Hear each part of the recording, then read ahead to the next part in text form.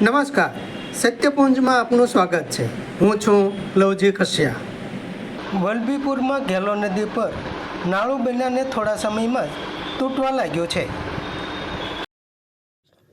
વલભીપુરમાં ઘેલા નદીનું નાળું બન્યાના 2 થી 3 મહિનામાં તૂટ્યું.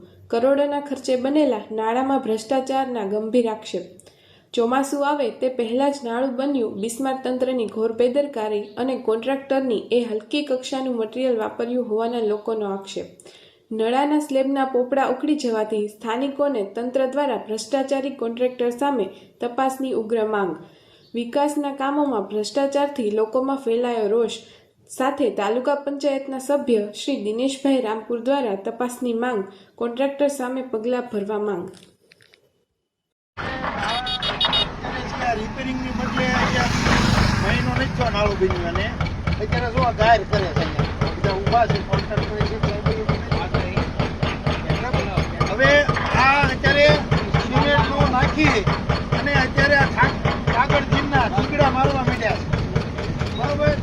હવે આ નાળું બન્યું અને મૂળ 1 મહિનો નથી થયો.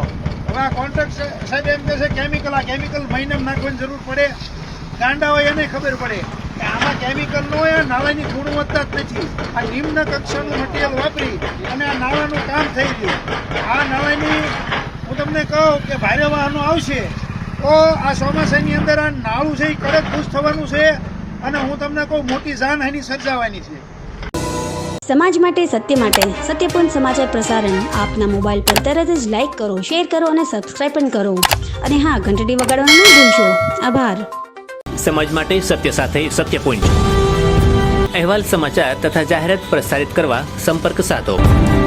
સત્યપુંજ સમાચાર પ્રસારણ, લબ્ધિ કોમ્પ્લેક્સ, તાલુકા પંચાયત સામે, સિહોર.